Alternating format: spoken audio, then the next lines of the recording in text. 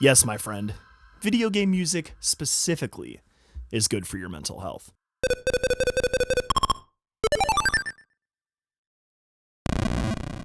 On a gorgeous day in the summer of 2024, I was driving around Minneapolis giving Uber rides. I picked up a group at Minnehaha Falls, a major tourist destination during these warm months, and I drove them to Bde-Maka, one of the flagship lakes found within our city. The group consisted of 3 girls from Colorado, who sat in the back seat, and a guy from Minnesota, who was showing them around, who sat in the front seat. As the drive was about 20 minutes or so, we got to talking. A lot of times during Uber rides, people ask me what else I do with my life, and when I told them I was primarily a DJ and a producer, they showed a lot of interest. They asked to hear my music, so I prefaced it with the fact that I only remix video game music into club music. They were super intrigued at first, but then upon listening, they were all into it. After I showed them a couple of tunes, I told them about my mental health focus and how I combine these 2 facets of my life. One of the girls in the back piped up, "It's crazy you should say that. My cousin actually wrote her PhD dissertation on how video game music is good for your brain," or something to that effect. It's not verbatim, but close enough. I couldn't believe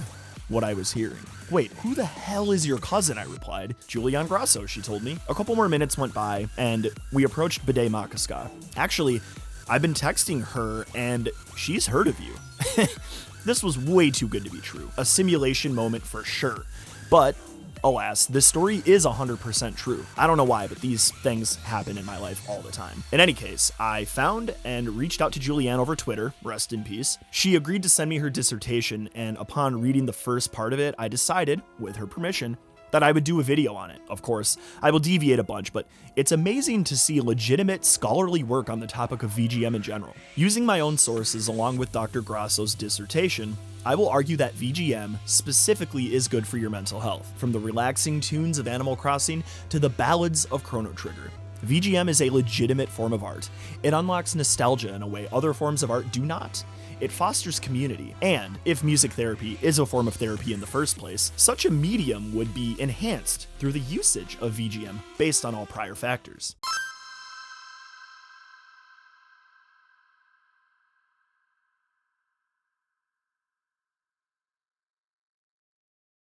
To start, for some reason, there has been a debate over whether video game music is indeed music. To me, this is common sense, but it hasn't always been perceived this way. Grasso notes that, in 2013, a UK-based radio station, Classic FM, held an annual public vote to choose the top 300 most beloved works. It sparked a debate and outrage when Nobuo Uematsu's Final Fantasy works took the number 3 spot. But why?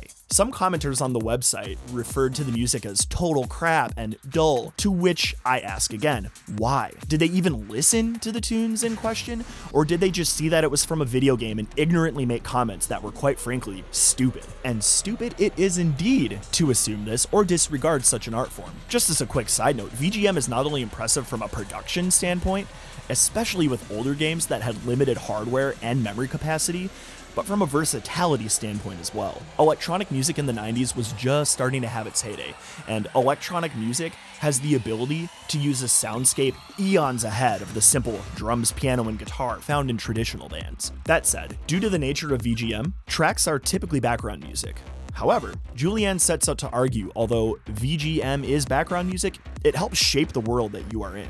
Play, then, is a process of enacting musical experiences. This is so well put. It is quite frankly stupid to say VGM is not music, or to think less of it because of it being in a video game. It is different from film music, which has a certain amount of respect amongst normies, in the fact that film music doesn't have to loop itself again and again while waiting for a player to proceed in a game. In my opinion, though, this makes VGM even more impressive than film music, but only when it's done right, such as in Super Metroid. Transitioning from a place like Kreatiph with its Origin-style sounding theme to, say, the area and music of Brinstar, this gives the player a shift like no other, letting them know a different type of challenge is ahead. Grasso argues further that, because play allows for interaction, that it allows a person or persons to see and hear virtual worlds, to understand them through their own lens of experience, and to act accordingly, or not accordingly. Video games are an active form of entertainment, unlike watching films, which are passive at best. This is why the earworms of video game music outnumber most film compositions, with the exception of iconic film scores such as Star Wars and Pirates of the Caribbean, for example. Most film music feels so much like it's in the background that it's forgettable. And even music from a lot of modern AAA games feel this way too. I don't worry, I'm still objective. This particular subject makes me think of interpretation as a whole though, and trust me, I have a strong point here. Lately, I have wondered why, in communication of anything, most of the responsibility is on the person conveying the idea or message, which beyond speech can include music or any other kind of art. Our society lazily places the burden of proof solely on the communicator in order to absolve themselves of any interpretive duty of any kind. This lack of critical thinking, in my opinion, is a detriment to society. Recently, one of my friends misinterpreted something I said when I was actually being very clear. When I repeated what I said, they actually thought about it, and they were pretty embarrassed that they didn't understand me in the first place. If I may argue it, the people in the aforementioned 2013 Classic FM poll dismissing VGM outright because of the medium it is found within are guilty of absolving themselves of critical thinking. They would rather something popular take its place, or indeed, what they consider popular. If you are unable to interpret video game music as deeply moving, I think you have some work to do on your critical thinking skills. If you are someone who likes music, but you hear a song like Aquatic Ambience from Donkey Kong Country, or even Secret of the Forest from Chrono Trigger, and it doesn't make you feel something, then I'm caught at the side of not being able to understand why. Sure, interpretation happens in your brain. It is shaped by life experience, worldview, and what makes sense to someone. However, growth is what we should aim for. And just because you interpreted something a certain way initially doesn't mean you cannot take a closer look, think harder, and come across a different meaning, closer to authorial intent. During the pandemic of 2020, I stumbled upon a video from my now friend Ben of 8-Bit Music Theory. The video was about Chrono Trigger's music, a game and soundtrack that I adore. At the time, I was caught at the crossroads of beauty and bass, EDM and VGM remixes, mainstream EDM, and video game dance music. I was constantly being told no by gatekeepers in mainstream EDM who wanted my chords and melodies to match a more diatonic, rule-following approach. Watching 8-Bit's video was what caused me to fully follow the path towards VGM. I especially love the section from 223 to 410 where he discusses how Secret of the Forest breaks so many rules in music theory, yet it doesn't matter because it creates a color in the music matching a forest that wouldn't be found otherwise. Maybe society is just plain wrong. Maybe they are subconsciously intimidated. VGM doesn't have to follow rules in order to be effective, contrary to the world's demands. It stands out as its own unique medium in a sea of societal mediocrity. Within reason, you should also consider breaking some rules too. Of course, unless it's harming anyone, use common sense. This will make you an individual and help you forge a path to stand out from society. To clarify further, breaking the rules, to me, means being an individual within your community. It means being a nonconformist. It means forging your own path because society's standards shouldn't always be our standards. Yet, in a world where everyone just wants to fit in, stand out. We have enough of the same old already, so why not be different? This is why I love the people I have met at conventions so far. Everyone has something super unique about them that makes them stand out as an individual, and yes, I have noticed that. None of them feel the same, and they aren't trying to fit into boxes that society wants them to. Yet simultaneously, we are an amazing community. These people are neurodivergent, autistic, queer, outcasts, sometimes more, and they are proud of it. And you know what? I'm proud of them for it. They are themselves in a sea of societal mediocrity, and it's inspiring. What is the gateway to this uniqueness, though? Using the guise of critical thinking to interpreting things in a better manner. Man, isn't it fun when we are able to use the legitimacy of VGM as a way to talk about enhancing critical thinking? Yeah, I thought so too.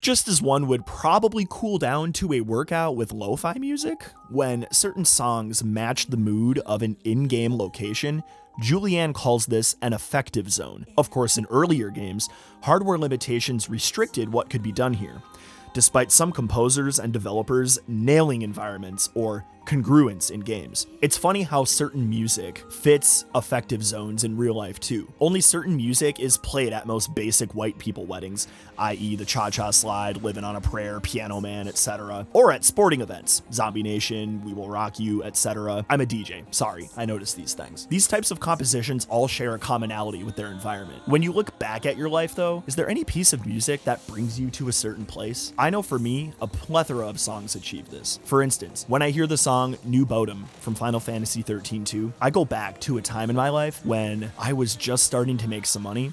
I could afford some of my own things, and I was just starting to gain a little bit of agency in the world. When I hear the song Almost Easy by Avenged Sevenfold, I'm immediately transported back to the room of my high school girlfriend, who absolutely adored music of that sort. Even certain music that I've made transports me back to these affective zones, such as one of my oldest songs, Lost Beauty. I made that track when I lived with my best friend's family for a year. That was such a transformational year of growth and progression for me that I'll never forget. Thank you, Hansel family. Affective zones in video games don't just remind me of the location in-game though.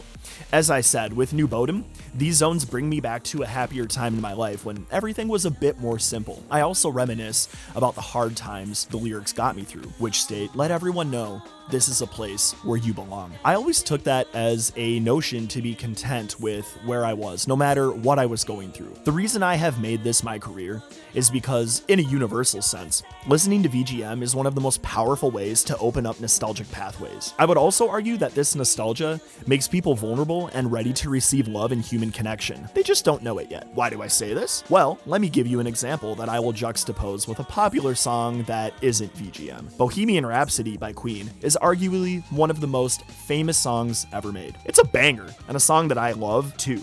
I adore how Queen fought against what their record label desired, as the capitalist overlords don't always know what's best. That said, when you hear this song, it probably doesn't transport you to anywhere but a wedding. Now, of course, there are going to be exceptions to this, duh. Life is gray. Some people might be transported back to when they first saw Queen play live, if you were lucky enough. Man, I'm jealous. Or to some kind of party that they went to in college. I don't know, whatever the case may be, it is nothing in comparison to the deep-rooted feelings of nostalgia and comfort that one gets when they hear, say, Stickerbush Symphony from Donkey Kong Country 2: Diddy's Kong Quest. As I spoke about earlier in this series, there is a YouTube video of Stickerbush Symphony where the entire comment section is a mass exercise of group therapy. It contains people reminiscing, being vulnerable, and sharing their life experiences with one another. Usually, the intention of these comments is to give hope to the next generation, who might glean wisdom from these successes and failures. Now, I challenge you to find a comment section of Bohemian Rhapsody that invokes even 5% of the same energy. Chances are, you probably won't. Hell, VGM is so effective that it even once struck fear in me as a child. I remember playing Konami's The Lone Ranger when I was about 10 years old, and hearing the track Criminal Activity 01 put the absolute fear of Beelzebub in me.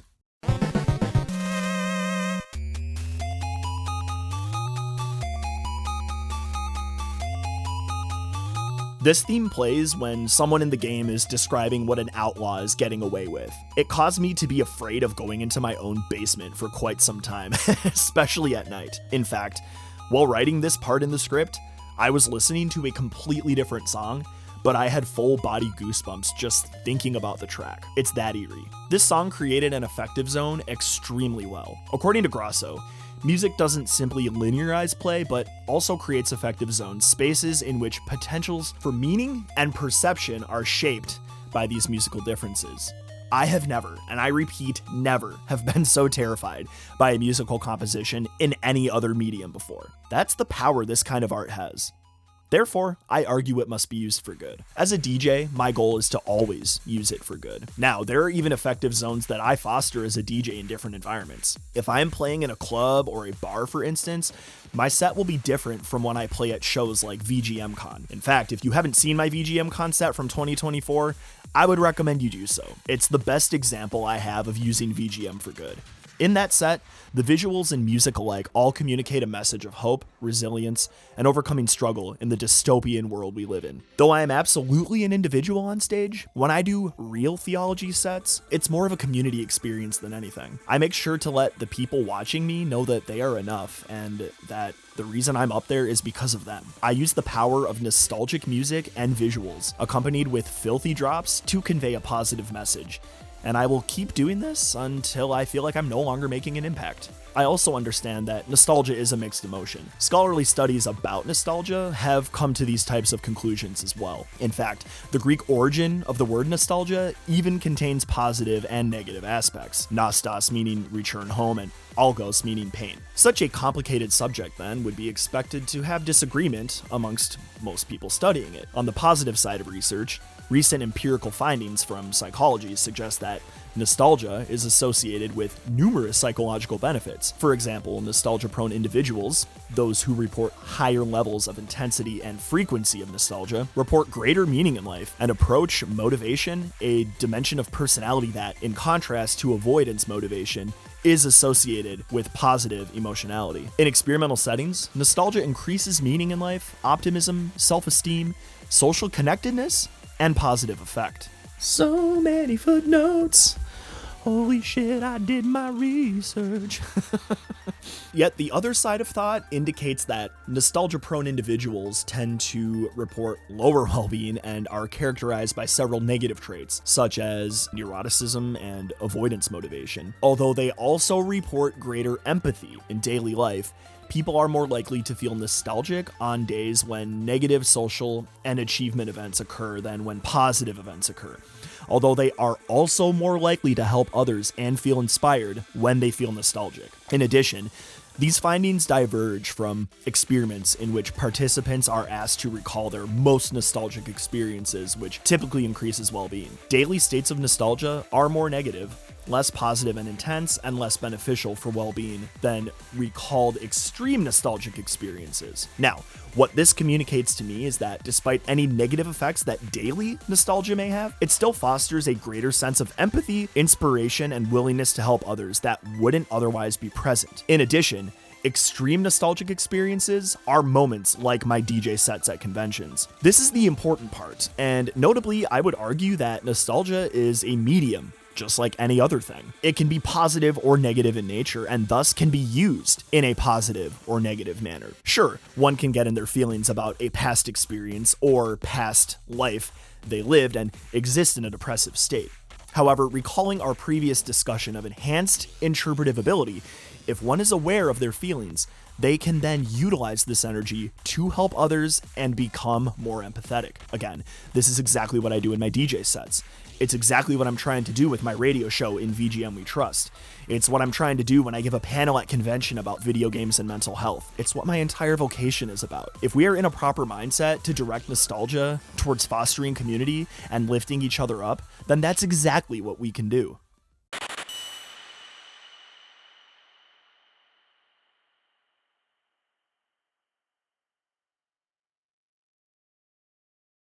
Because the field of music therapy exists in the first place, I must talk about it and how VGM can be intertwined within its healing forces. Mark Nicole argues that VGM helps players achieve flow, or a state of mind that encompasses complete engagement and immersion, where time becomes no object. He states, video game music is specifically composed to enhance this state of flow. Through dynamic soundtracks that adapt to the player's actions and the game's environment, which is an affective zone, the music can keep players engaged, reducing distractions and heightening focus. This immersive audio experience is not just about enjoyment. It can also promote a meditative state, helping players to relax and reduce anxiety. # Animal Crossing music. Towards the end of her dissertation, Grasso even argues that the state of habituated play, where a player doesn't need to think about inputs they are making to play the game successfully, is enhanced by the VGM itself. This is because it typically consists of short loops, and habituated music is processed in regions of the brain that automate our responses, particularly motor responses.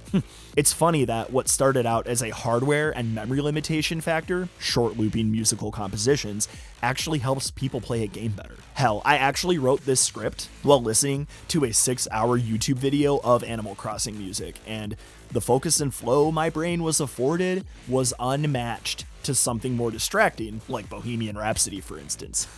Soundtracks like Animal Crossing or Stardew Valley help players manage stress, and the communal aspect of gaming combined with its music can foster a sense of societal connection and support. Multiplayer games where players come together with a shared purpose can offer a sense of belonging and community, further enhancing the therapeutic potential of the gaming experience. Music therapy is an effective tool in that it actually does help reduce anxiety and curb depression in certain patients. A recent New York Times article speaks of an anonymous patient, Isabel, who wants to keep her identity private, who tried 2 different medications to minimize her anxiety. After both medications had no effect, her doctor recommended music therapy, and the New York Times quotes, "Isabel is no longer on medication." The article goes on to state that research has shown that adding music therapy to a patient's regular treatment, like medication and psychotherapy, can improve depressive symptoms when compared with standard treatment alone. The point here is that in many cases, music should be added to existing treatment to enhance it, as this is where balance is found. I would say that Isabel is an exception, though her situation is probably more common than we think. Grasso states, "I won't go so far as to say that music can solve all of our woes, a cliche as old as time, but I do believe that music offers alternative venues for understanding how players experience and understand video games. Although I obviously agree that music doesn't solve anything on its own, I do believe it is the starting point for solving things, because it will inevitably lead to community. Music, especially video game music, heals us if we let it. But we have to let it work its magic in a proper interpretive state of mind, both individually and as a community. In fact, VGM has fostered a sense of community in my life like I've never experienced, and when a community comes together and decides to do good, they can do things like raise millions for charity. Good job, Games Done Quick, and thanks for continuing to support my tracks on your streams. Communities that do good are more rare than I'd like in this world, so I'm happy to be a part of one that does do good. I'm so happy that I met Thomas of VGM Con while serving him at Longfellow Grill, the restaurant I used to work at. I'm so glad I told him what I do, and I'm so glad that all the pieces fell in place for me to leave the mainstream EDM scene and join this lovely group of people. My first VGM Con was online. When I saw the reaction of the chat to what I was doing, I knew I had to pursue this no matter what. My first in-person VGM Con blew my mind. I was surrounded by so many like-minded people. But the difference was that we all made different kinds of music. It's this difference that I want to highlight. Earlier, I spoke about being an individual within a community, and the VGM scene is so conducive to this. At VGMCon, I saw everything from jazz and metal to folk music and string quartets. Everyone had a place to be themselves, but we were all spreading the gospel of VGM. The feeling I got from being around these people was addicting. I needed more. So I went to MagFest, where I attended but didn't play. My first MagFest was by far one of the most amazing things I've ever experienced. You mean to tell me that there is a VGM festival that 25,000 people go to? It's true. Meeting people like Vector U, Player 2, Jisoo Hughes, and Gunderslam for the first time rocked my socks off. I'm so lucky I even got there in the first place, though. My wife and I were driving from Minnesota back to California for her job when her transmission went out in the middle of New Mexico. Luckily, we were in a town where she could get that taken care of, but I had to book an emergency flight out of Albuquerque to get to MagFest. Otherwise, I would have missed my flight out of Palm Springs, California. Because of this, I got to MagFest early, and I could see one of my favorite bands of all time, Metroid Metal. I FaceTimed my best friend Kevin, who introduced me to the band when we were in high school. It was a beautiful moment that I won't soon forget. About a month or so later, I connected with Metroid Metal's lead guitarist, Stemage, through seeing one of his random tweets. I told him about the whole scenario and my moment with Kevin. At VGMCon 2023, Stemage found me and said hi. We later went on to create our Now Flightless Wings remix from Secret of Mana. Why am I telling you this? It's not for clout. It's to showcase how amazing this community is. If an absolute legend like Stemage, who regularly rocks main stage at huge events like MagFest, was down to earth enough to talk to someone like me, a relatively unknown person, then that's insane. This is the caliber of people who call themselves VGMers, and I'm so proud of all of you. I realized that several types of groups and fandoms can elicit the same types of feelings and emotions, and if that's your thing, go for it. Find community where you can. In my opinion though, none of these fandoms are as passionate in a positive manner as I've seen within the VGM space. As I continue to move forward in this community, all I want is for anyone and everyone to experience it the same way I did. Do you have 23 followers on social media, but you make sick tunes? Do you not even have a YouTube channel, but you are a big fan of VGM? Great. Come along and meet everyone. Find out how awesome it is to experience such addicting camaraderie. Come and improve your mental health with me alongside one of the best communities I've ever stumbled upon. I promise you that you won't regret it. In conclusion, I'll construct a repetitive loop myself. Video game music is good for your mental health because, if interpreted in the proper lens of its legitimacy as an art form, it is a deeply moving medium that transports players right back there. It activates nostalgia in a way unmatched by other types of art. It fosters community and is therapeutic if we let it be. Again, the interpretive lens is paramount here. And if successful, VGM can go from just background music to an art form in which the process of play enliven and activate the music, which becomes a salient marker of meaningful experiences experienced as individuals and as a community alike.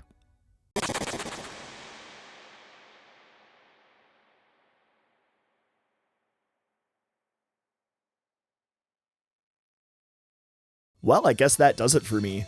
Season 1 of What Video Games Taught Me About My Mental Health is now complete. I'm going to be making this into a book, and my goal is to have it for sale to be ready at VGMCon. So I hope to see you there. In addition, I have some ideas for Season 2. I might take a little snooze. I don't know what I'm going to do yet, but yeah, I'm going to just grind away at making this into a book in print. And yeah, I mean, I have other ideas for video games and mental health videos, and I'm not going to be stopping doing this anytime soon. In addition, I'll probably start streaming video games and talking about mental health live with a chat or an audience. So that'll be fun too. But yeah, thank you so much for the support you've given me through this whole process. Again, I'm not stopping anytime soon, but I just want to take a moment and show my gratitude for those who watch my videos and for those who leave comments and further the discussion, because, you know, again, I'm not a therapist. I'm a layman. This is my perspective. And the more that we're talking amongst ourselves, the stronger we're all going to get as individuals and as a community. So stay tuned for more. But for now, take care of each other. Bye-bye.